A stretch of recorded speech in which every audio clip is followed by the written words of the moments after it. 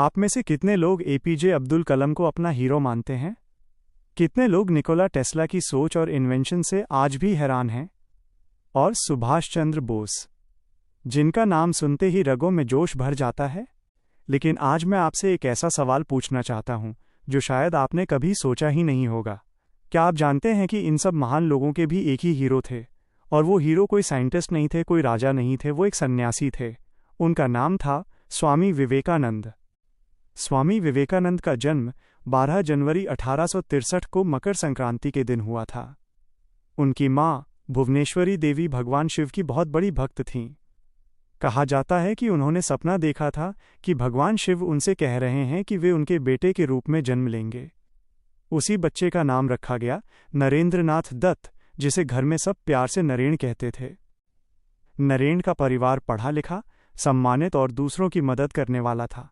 लेकिन नरेन बचपन से ही बाकी बच्चों से अलग थे। वो सवाल पूछते थे, भगवान अगर एक है तो इंसान इंसान से लड़ क्यों रहा है? धर्म अगर सच्चा है तो इतनी नफरत क्यों? एक दिन उन्होंने अपने पिता के ऑफिस में देखा कि हिंदुओं और मुसलमानों के लिए अलग अलग चीज़ें रखी गई हैं। नरेन ने दोनों में से एक एक चीज़ उठा ली और कहा, मुझे तो इनमें कोई फर्क नहीं दिखता। उसी दिन साफ हो गया था कि ये बच्चा आम नहीं है। जैसे जैसे नरेन बड़े हुए, उनके सामने जिंदगी के दो रास्ते आए। पहला रास्ता पैसा, नाम, परिवार और आराम की जिंदगी। दूसरा रास्ता त्याग, साधना और भगवान की खोज। एक दिन उन्होंने दो सपने देखे। पहले सपने में वो एक बहुत अमीर और सफल इंसान थे, समाज में इज्जत थी, परिवार था। दूसरे सपने में वो एक सन्यासी थे, बिना पैसों के, बिना आराम के, लेकिन भीतर से पूरी तरह शांति में। नरेन जानते थे कि वो दोनों में से कुछ भी बन सकते हैं, लेकिन गहराई से सोचने के बाद उन्होंने फैसला किया, मुझे दुनिया की दौड़ में नहीं भागना, मुझे भगवान को जानना है। उन्हें एक ऐसे गुरु की तलाश थी जिसने भगवान को खुद देखा हो। और फिर उनकी मुलाकात हुई दक्षिणेश्वर मंदिर में श्री रामकृष्ण परमहंस से।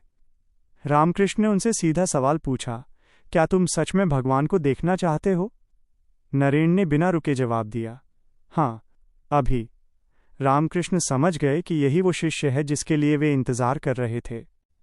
गुरु रामकृष्ण के शरीर छोड़ने के बाद नरेन ने संन्यास लिया और बन गए स्वामी विवेकानंद। अब उनके पास सिर्फ एक डंडा और एक कटोरा था। वो पैदल पूरे भारत में घूमे, बिना पैसों के, बिना किसी सहारे के। उन्होंने असली भारत देखा, गरीबी, भूख, जातिवाद और टूटा हुआ आत्मविश्वास। तभी उन्हें एहसास हुआ, भारत गरीब नहीं है, भारत आत्मविश्वास खो चुका है। इसी दौरान उन्हें लगा कि अगर भारत को ऊपर उठाना है तो पहले दुनिया को भारत की असली ताकत दिखानी होगी। साल था 1893। जगह थी Chicago, America. Parliament of religions. हजारों लोग वहां मौजूद थे। पूरी दुनिया के धर्मों के प्रतिनिधि आए थे और मंच पर खड़ा था एक भारतीय सन्यासी। उन्होंने कोई भाषण तैयार नहीं किया था, वो दिल की बात कहने आए थे। और जैसे ही उन्होंने कहा, brothers and sisters of America, पूरा हॉल खड़ा हो गया। तालियां रुकने का नाम नहीं ले रही थीं।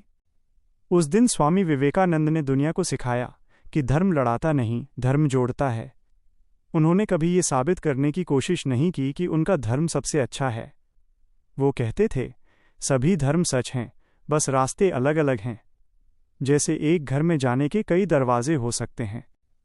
अमेरिका और यूरोप में उन्हें बहुत सम्मान मिला, लेकिन उनका दिल भारत में ही था। जब वे भारत लौटे, हजारों लोग उन्हें देखने के लिए बंदरगाह पर खड़े थे। एक सन्यासी जिसके पास न पैसा था, न घर था, फिर भी पूरा देश उनके चरणों में बैठा था। स्वामी विवेकानंद कहते थे, अगर भगवान को पाना है तो मंदिर में मत ढूंढो, गरीबों की सेवा करो, भूखे को खाना खिलाओ, वही पूजा है। बीमार की मदद करो, वही भक्ति है।